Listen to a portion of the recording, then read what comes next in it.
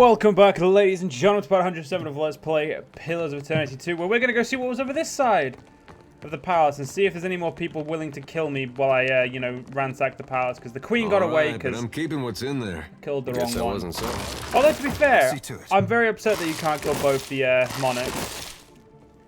The Queen would have been better, but oh well. I should have killed the Queen first, then killed the brother, but oh well. Right, let's get a speedy retreat out of here. No reason to fuck about.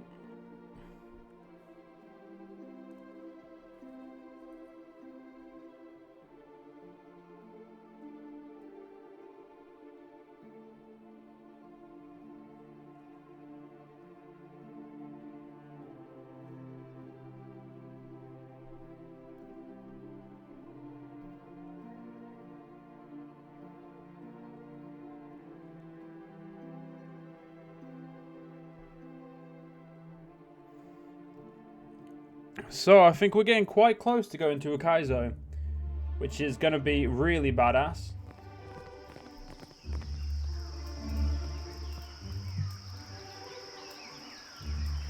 As Atsuro approaches, sidestepping the twisting bodies and pools of blood, his expression is carefully inscrutable until he meets your eye. It's a terrible shame, this dreadful waste of life.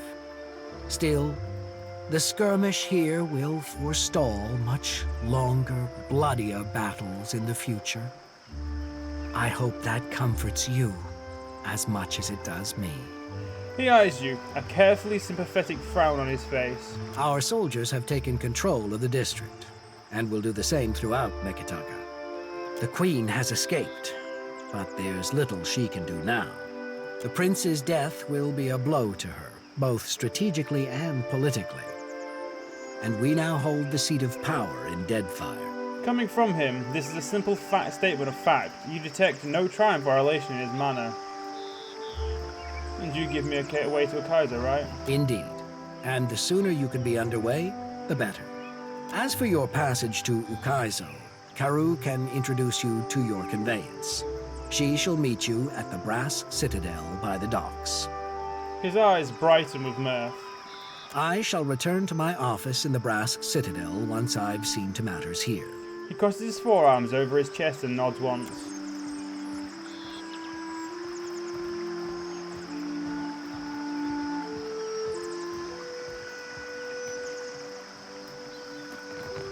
Alright, get ourselves back to the Brass Citadel. No sense in pissing about now.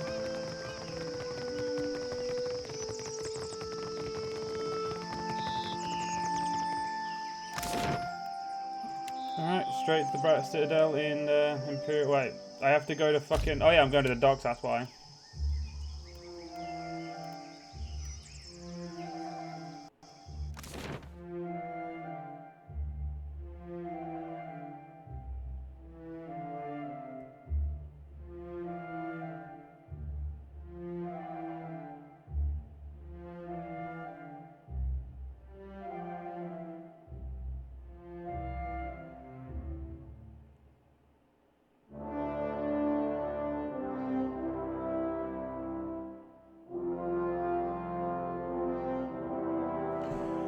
Well, let's see what the Hazanui has for us.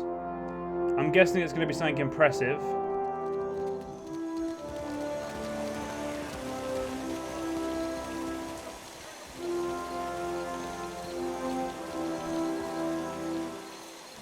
You did it.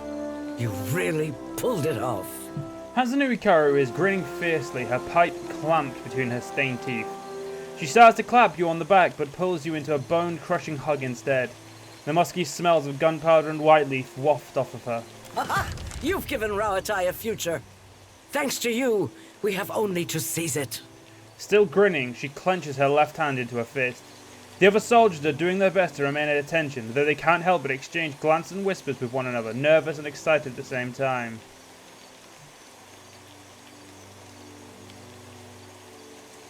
Don't get too cozy until you have it in hand. Sage advice. And all the more reason for us to hurry to Ukaizo. Come, It's time you saw what Okaya's engineers have been working on. I wonder what it is. You helped Rawatai establish a foothold in Deadfire, and I promised you a way to Ukaizo. She holds her wooden hand over the empty water. Our engineers at Sayuka have developed a one-of-a-kind vessel that will give us mastery over the seas. And you a means to reach Ukaizo. I give you the Blade of Takoa. The waters begin to roil and a dark shape begins to surface. Submarine, bitches. Fucking big one, apparently. Thanks to our engineers' dedication and Ivera's magic, the Blade of Takoa can travel beneath the water. The storms of Undra's mortar won't stop you. They won't even touch you. Karu glows with pride and satisfaction. This is impressive work, Hazanui Karu. She crossed her forearms over her chest, still smiling. Now comes the time to put it to use. You'll go to Ukaizo. If our predictions are correct, there should be a way for you to disable the storms somewhere on the island. Focused once more on the mission before her, she grows thoughtful and intent. Once you've done that, the rest of our ships can secure it. And you can face Aethys. The ghost of a smile lingers on her face. Her eyes are bright with exhilaration. The ship will be waiting for you at Queen's Berth. Try it out, see how it handles. Once you're ready, we'll follow you to Andra's mortar. In the meantime, I'll be at Serpent's Crown. We've both got our work cut out for us. She crosses her arms over her chest and gives you a final nod.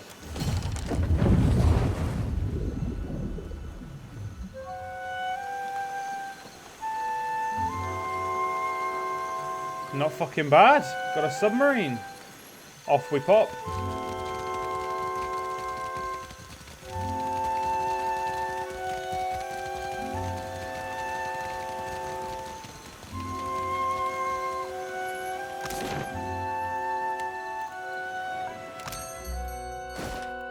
What's that? Oh, Palladina's farewell. Right, let's get rid of all this shite in our inventory.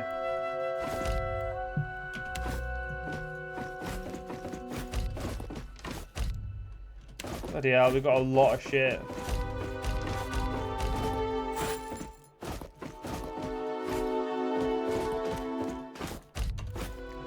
Right, let's just get through all this shit while we can. I mean, we don't need money, but it's always worth selling all this shite.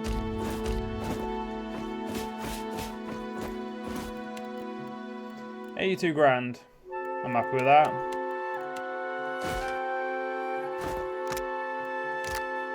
Alright. Let's trade that in. Let's buy ourselves. I don't need any of this really. If you have any fresh fruit, I'd buy that. That's probably like the only thing I'd buy.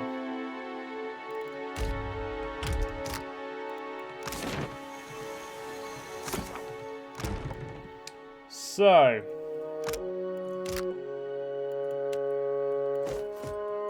put all my known sailors off of here.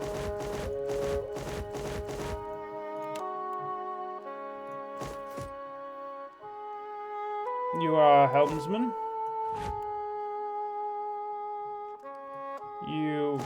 I'm pretty sure we've got people. Yeah, you're a deckhand, so you go there. You're a cannoneer. I remember you definitely being a cannoneer. You're a deckhand. You're our cook. You're a cannoneer, I've decided. A navigator. You're a really good cannoneer as well, so could you have been a deckhand? No? Put you in resting crew for now.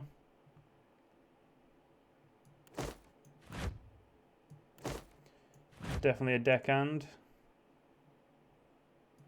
So are you, and you're just going, well, which one of you do I want to teach?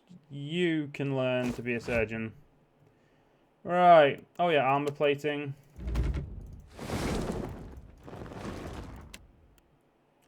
We don't need a flag, but we do need armor plating. Oh, apparently we can't change it.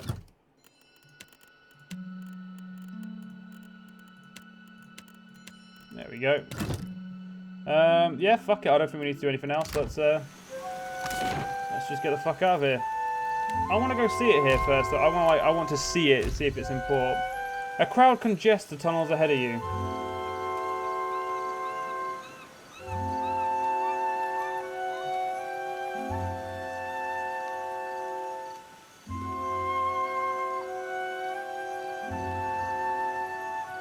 And eventually it will load.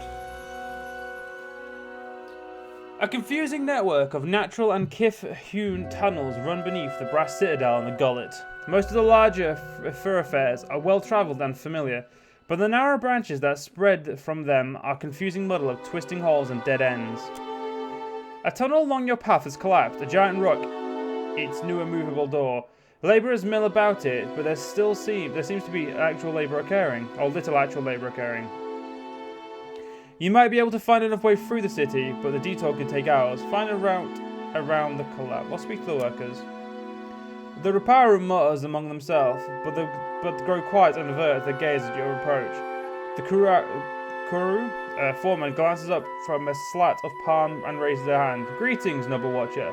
We work to fix the tunnel, but for now then, the way is closed. He bows his head. The servants of Nekateka always apologize for any difficulty or delaying. They'll stay closed at this rate. Get the people to work. The foreman's eyes widen and several workers take a step back from you. Their boss turns, slapping one across the back of the head. People got to get through that tunnel. We open it now.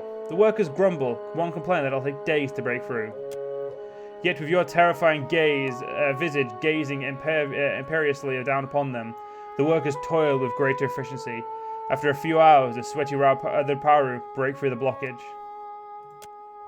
A musty wind whistles across your face, a sea-borne stench on its breath, bearing a bleating clamour from the darkness, a cacophony of mindless chittering and chirping.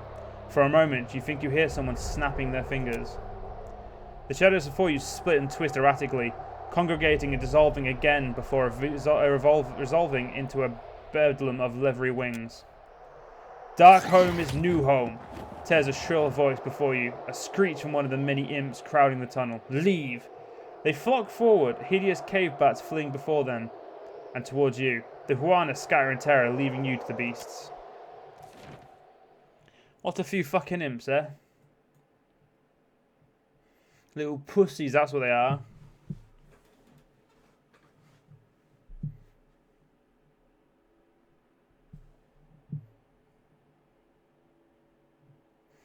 This isn't going to take long at all. Here we go. There we go. See, that's one dead. Just like that. And once Alof drops that, there's probably going to be a lot more of them dead. Killing someone? Oh, please. That slow mo actually does get quite annoying after like quite a few hours playing this game. Show me. Easily done. Fuck, there was something I was going to do, but I can't remember what it was.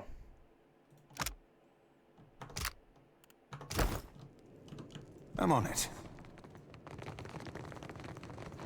No. I was thinking to myself, there's something I need to do, but I can't remember what it was. Oh well.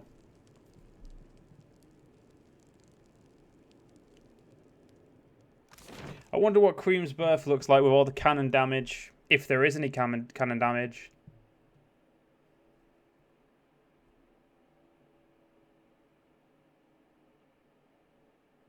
It'd be very weird if they didn't put any damage in.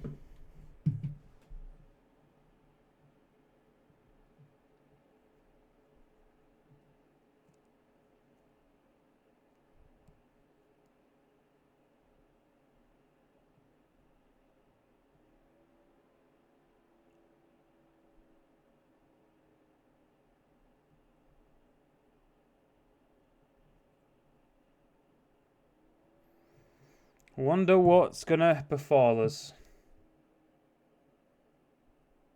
Come on, you can do it. The one good thing about EU4, no loading screens when you're playing the game.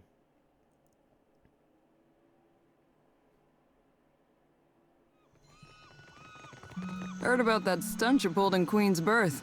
Scaring everyone half to death. Tell me, do the spirits watch everything you do? Like, everything?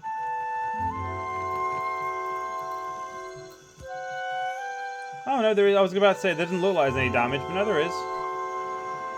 I'm not gonna lie, that looks really fucking cool.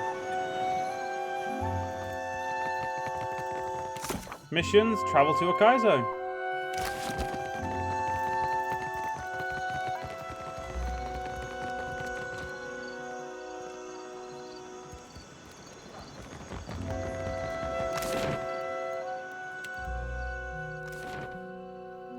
To use our badass thing on sea, but before we do that, we're going to go talk to every member of the crew. You know, just to try and see if there's anything we can talk about with them.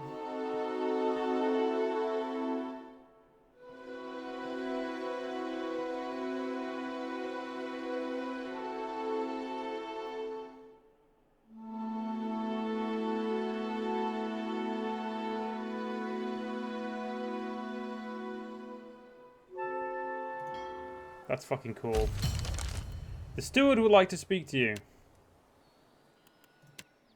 She hasn't fucking spoke to me for ages.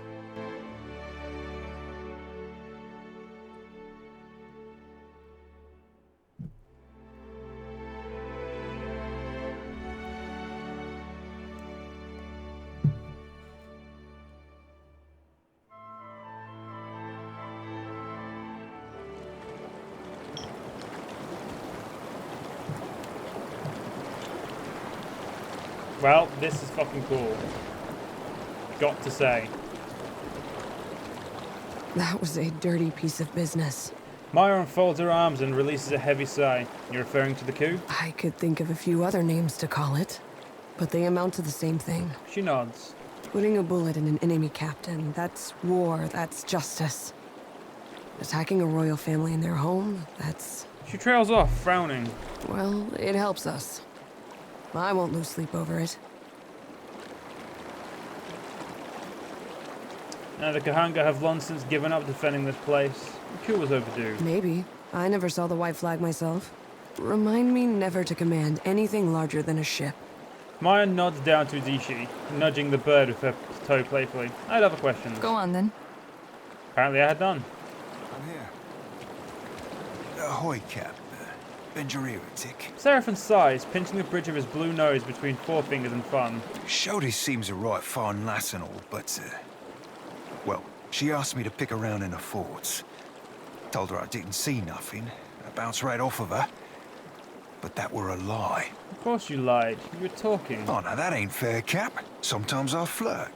Ain't nothing truer than a flirt. He grins, revealing a hint of crooked teeth. I touched her mind for a second, but felt something pull me in and keep me trapped for what seemed like days. I ain't seen its like before. Sometimes, old salts get nightmares so that I can't bunk around them. But they usually ain't this flavor of apocalyptic.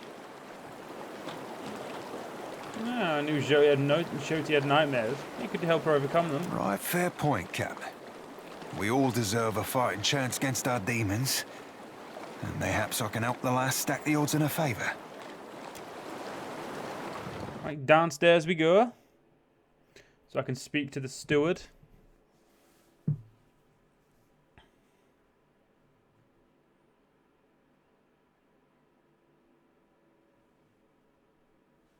A moment of your time, Watcher, if you will. The steward of Cadenua's voice rises soft and ever evenly from her cracked bust. What is it? Some of the hands discovered an unusual crate in the ship's hold. How did a crate get onto my ship unnoticed? Unfortunately, the ship lacks the defensive fortifications of Cadnua. A crate could have been slipped aboard at any of our ports of call, assuming it wasn't placed among our goods as we took on supplies. What kind of crate? It is roughly a yard to a side and labelled beans. The hands who noticed it were tasked by the cook to bring up ingredients for the evening's stew. No beans in the crate then? A wave of affirmation rolls off of the steward, the spiritual equivalent of a nod. I'll look into it later. The hand left the crate in the hold if you wish to examine it. The bust falls into silence. Tekahu is no longer aboard the ship. He's left you a missive. Well, ladies and gentlemen, in the next part, we'll continue on. See you guys then.